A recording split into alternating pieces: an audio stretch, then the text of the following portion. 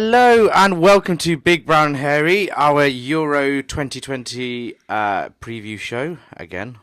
For only the big games, really, are we? Yeah. You know, there's only one game today. Who cares about the other game? Actually, we do. We care who we get in the semi-finals. I care. Confidence. I care. I'm a little bit concerned about Ukraine. You know, so just a Really? tightly packed. Do you know why? Because they're a tightly packed team. Tightly packed teams are doing really well. The last few days, all I've heard from you the last few days is, England are going to smash Ukraine. It's going to be 3-0, 4-0. They're going to smash. Do you not feel like that? You feel confident, and then it comes to the day, and then you go, "Oh, for God's sake!" I've been keeping my feet up firm. So this is your prediction. You think they'll go out in the quarterfinals? That's what you said in the initially right before the whole thing. I said semis before the whole thing kicked off. Yes, I said quarterfinals. Yeah, quarterfinals. But I had to say yesterday, just looking back at the games before we go on to England, you absolutely nailed Italy. Absolutely nailed it. I thought Belgium were toothless. First time for everything, I guess. Belgium were so unlucky though. Like Lukaku hit the post. It could have been 2-2. Italy were lucky. Fell over his. There was one point where he fell over his own. His own sandwich. But feet. he was very unlucky. They had a few chances. I'm telling you, he has feet like sandwiches. Yeah. He fell over them as well. I think Italy are going to have problems against Spain, you know. The reason being, Spinazzola getting injured, who's been arguably one of their best players of the tournament. Yeah. Feels so bad for him. But yeah. that was their sort of pushing on through the wing backs. Now he's not there. I see a bit of a... They'll be fine, but they won't be as... I think it all depends on who replaces him and if they change the system. Because they can't really change the system now. No. They have to... They haven't got his pace and his drive. He's been the main force, to be honest. Right. From that left-hand side. So I felt so bad when he got injured. But I think Spain-Italy's going to be tighter than everyone thinks. Spain very lucky to get through. Absolute dog shit. Imagine if they shithouse their way to the finals by penalty shootouts and extra times. Imagine that. Yeah. Italy should be fresher. Italy should be fresher, yeah. But you're right. I imagine if something like that happens, it sort of all the more says to me that Hungary deserve to be there. I'd say. Yeah, I think Switzerland deserve. If they didn't get the red card, which I thought was a bit harsh, but oh well, this is the game now, so those type of tackles are going to get red cards. Change the game again, so you know. So what? I don't like it when refereeing decisions like that take over the game, but it's just it's just one of those. But Italy anyway, fantastic against Belgium. There were times when they made Belgium look very ordinary. Yeah. And De Bruyne tried his best, but when you've got 2 or 3 players around you hounding you, I mean, the Italian effort was insane. Yeah. They did that press all game. Yes. They didn't do it at calculated times. They did it all game, which is mad. And Belgium, to a certain extent, did it as well, but they weren't pressing high enough, really, were they? Not like the Italians. No. When you're playing, the Belgians didn't look used to it. Whereas Italians didn't really need to know when to go or not. They just happened to do it. It's like second nature. Yeah. Which is pretty amazing. But that's what professional footballers should do. They've got training to do things like that. So it shows they've got high football IQ. Yeah, and they've been very, very well drilled by Manchester. Very well drilled. Very well drilled. Fitness levels insane. I mean, I think before the whole thing started, it's easy to forget that they're on quite a significant run of games, aren't they? Unbeaten, Italy. They have that, momentum. That momentum going through. So yeah, for me, the most impressive team in the tournament, England included, in that. Well, I think the Italians and England have been the 2 teams really that have looked solid in defence. And Gareth's been right. Defence wins you tournaments. Yeah. I don't care if we win by boring means. As long as it happens. We win it. We go. I'm a confidence. The other game, Spain versus Switzerland, was interesting drama. Both games had drama, but I thought Switzerland had a bit more with the red card. Switzerland equalising. Spain having a lucky first goal. Yes. I think it was on 8 minutes. I think it was just off a corner and it deflected in. Which kind of, you thought... Sums up their tournament, really, doesn't it? Well, you thought Spain score first. Now they can capitalise because they've broken down the defence already. You think they capitalise because there's going to be holes in the Swiss team. Never happened, did it? Fuck all. Never happened. Then they went down to 10 men. They did fuck all. I mean, they were unlucky, but Switzerland defended amazingly. But you should be scoring. Or at least look like you're going to score. Some of the chances they had were outrageous. But again, their up front is very... I think Graham Souness said it in the broadcast. If they're a striker away from being absolutely unbeatable, he's right. If they had a in-form, in-prime Diego Costa... Yeah. Even him. Or a David Villa. Or Torres. Someone like a striker that can finish. They're outrageous. Yeah. But they're playing at the moment almost like with a false 9. Yeah. They don't have to. I don't know. But then Enrique doesn't have to play him, does he? No. If he's short on confidence, why is he playing him? Why is he putting him into the firing line? Why not put Ferran Torres up front on his own? Yeah. I think Torres has been pretty decent when he's been given time. Yeah, pretty decent in the sense that whenever he's replaced Morata, he scored. Yeah, pretty much. Yeah. He scored. So I'm curious about that. Why is Enrique consistently playing him? If he is this confidence-based player, maybe he's got. Enrique's quite a single-minded person. Yeah. From Barca days even.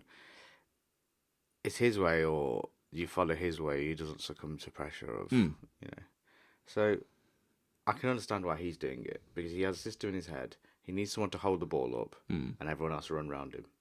It's classic, come short, go long, that sort of thing. But yeah, Morata is dog shit. I think what I'm questioning is why is he not recognising that? Maybe it's in his system. He wants to put belief in his player, which you can understand from that point of view. I can understand it. I can understand. But they're through to the semi-finals. You can't playing shit. Absolutely. Playing shit all tournament, and they're through to the semi-finals. No, absolutely. I'm just. It's just a curious thing. There's two ways of looking at that, isn't it? You can look at it from the point of view where, as a manager, as a coach, he wants to give confidence to his players, so he repeatedly picks him. But there's also the other side of that, where if your player is low on confidence, you want to protect him and maybe keep him out of the firing line. And maybe I'm just curious as to what his thought process is there. Oh well, I don't really care. It's Spain. I mean, I know, but like, if I would have felt like that if it was Harry Kane, but Harry Kane scored, so I'm happy now. It's a confidence thing. From a layman's point, from looking from the side, I'm just curious as to why he does that. I can't think of many other coaches that would do that. I hope they carry on doing it. I'd be interested in that thought process. I hope they carry on doing it till the final. On to today's games. We have Denmark versus Czech Republic, or Czech Republic versus Denmark, or whichever you want to think of it. Let me have a look. Who's home? Who's ironically home? It's Czech Republic. What, they're playing in which stadium? They're playing in Baku. Of course. I mean, flipping out for the Danes to travel like that. Jesus Christ, they've been everywhere. They've been in Copenhagen for a couple of games. Then they went to... Czech Republic have been everywhere. Czech Republic have done the rounds. They've...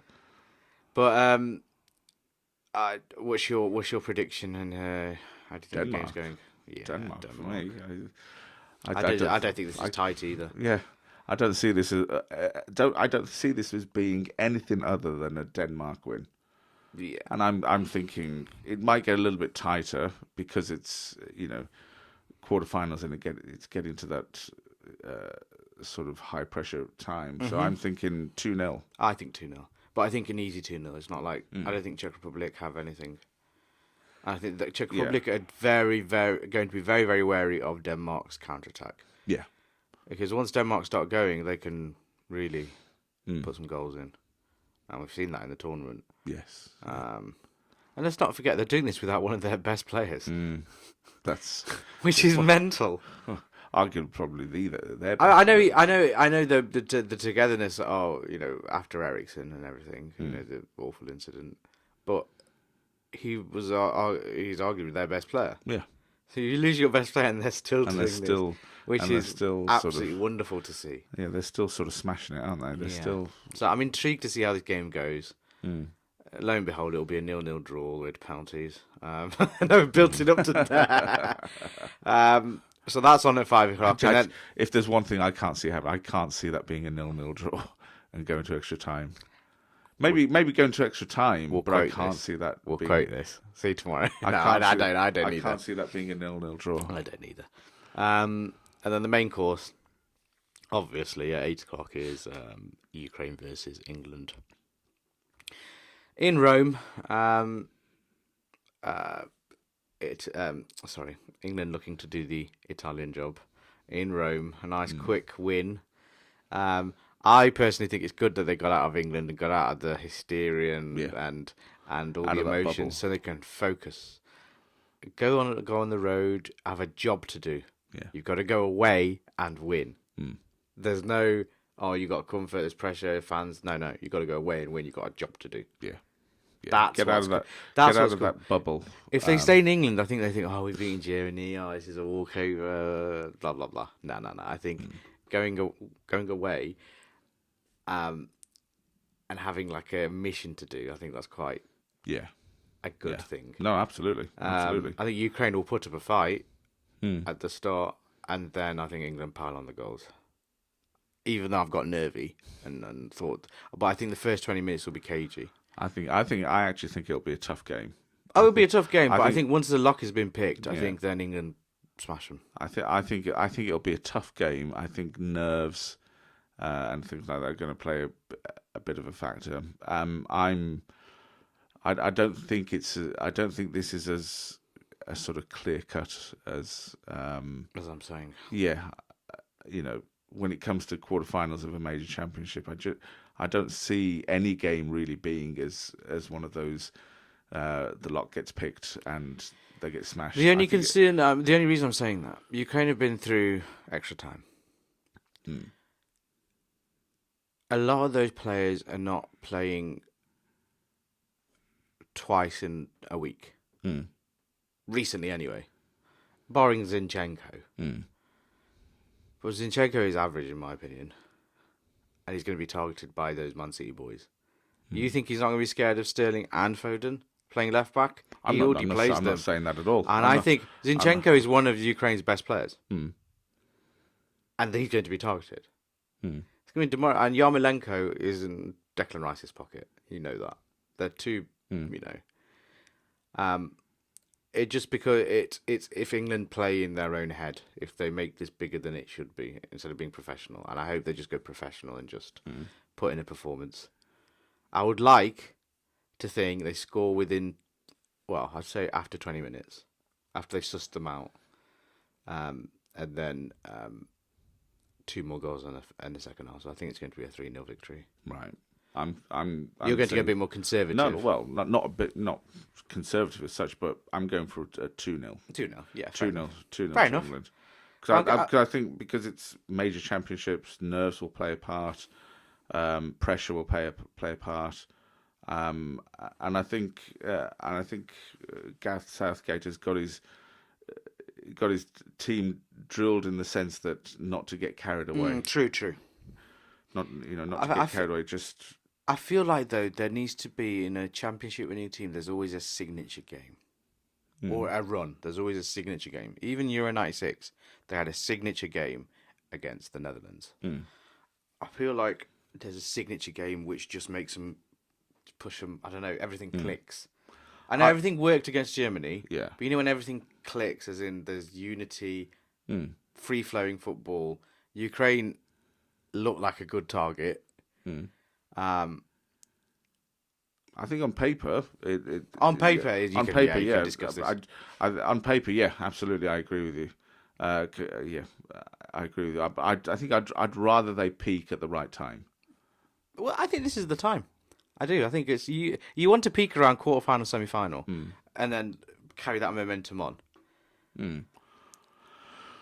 Because finals are always cagey. Well, It's not going to be nice. They've already got momentum. They're coming off a German victory. German victory. They're coming off a German victory. No goals conceded. Very businesslike throughout the whole tournament. Do you think they concede a goal today? No, I don't either. I don't. No, I don't see them. Do you think they concede a goal until the semis? I don't think they even concede a goal in the semis. I think it depends on. Even if it's the Danes, I think they. What's the word? They just stifle their attack, really. Just have them in their back pocket. I don't think. Because you got to think, the game is on Wednesday, the semi final. Yeah. It's not a fast turnaround. And those Danes are going to be shattered. England haven't travelled. And travel, unfortunately, does take a part. Yeah. And when you're travelling every game. It's not good for settling down. England can finish this game off, go straight to St George's Park, sleep, train tomorrow straight away.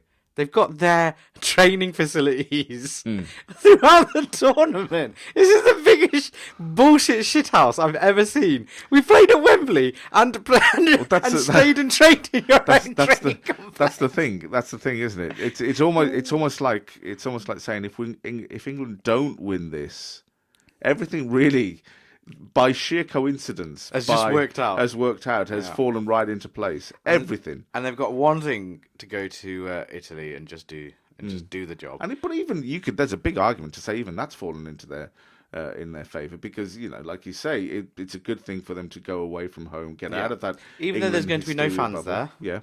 And I don't know if you saw yesterday, people trying to cause a bit of drama on Twitter. Well, that's very unlikely, isn't it? You've never heard of that.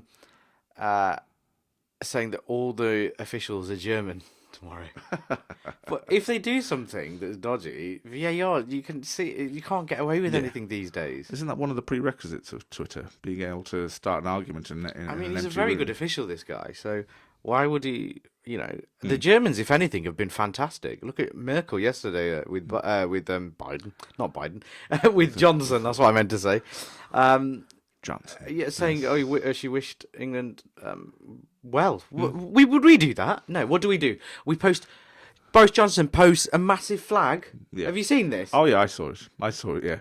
Crass is what I thought. X marks the twat. What is the what? What the hell? Yeah. Crass populist, cringe, not detached from society, doesn't understand what's good or not. I mean, plus he's standing on the flag. Yeah. Why has no one mentioned that? What's that? Isn't that like a diss usually when you stand on the flag? That's usually a bit of a slap in the face. That I'm offended for the flag. Well, yeah, I found it crass, populist. Jumping on a bandwagon. Sort of to a certain extent. Cringe. Well, Keir Starmer did it yesterday when they won the Labour. He put, what is it? Labour's coming home or something like that. Which is disgusting. I mean, they're just... Oh, look at that. It's actually made me have goosebumps of cringe. I mean, but let's face it. But anyway... With Labour, they've got a long way to go before they... I mean, we could talk about how... And I'm a Labour supporter. Yeah, same. But, we could talk about this. Yeah. How cringe they are and how detached from... But yeah, England. But back to positivity. Back to positivity. Back to the subject at hand. Yes. We're digressing a bit too much today. Yes. But yeah, by sheer dumb luck, the entire tournament has been set up 100%. in a way to get to the final at least. Yeah, get them, for them to get to the final and do well. Yeah. Now, if they don't do well, that's the pressure. Yeah, that's the pressure. Yeah, which absolutely. we've never really had. Which is why it's a good thing for them to go to Rome. Yeah, I think so. Because they get out of it. Go to Rome, have 90 minutes kicking a Saka wind around an Italian field. Get a couple of slices of pizza and then head back. Yes. Before we go and end this little clip or video, what's your prediction? What are you going for? And who? So you said 2-0. Sorry, I said 2-0. Who's going to score? Sorry, 2-0. I think Grealish. I reckon he'll start. He'll start. Yeah. I reckon he's starting. So I reckon Grealish and Kane. Yeah. I'm going a Kane brace and Sterling. I think I have to give the man his props. I think he We're has going to get to the end of this tournament and we're going to look back and go. I need to apologise to Sterling from the start. When I said he no, I was going by Man City form, but it's not about that. It's about you got to give Kai's credit. He got his mind right. Yeah, he's got a point to prove, hasn't he? Point to prove, fantastic. Guardiola, he's got a point to prove. But yes, that's it for today. We'll be back tomorrow, either really sad or really happy, reviewing today's games, and then probably previewing the semis. But it's not going to take long, is it? So only a few more episodes of this, and then it's over. And then it's back to podcasts, which I hope you watch. Yes. And listen to on all podcast platforms. But for today, thank you very much, and hopefully catch you tomorrow.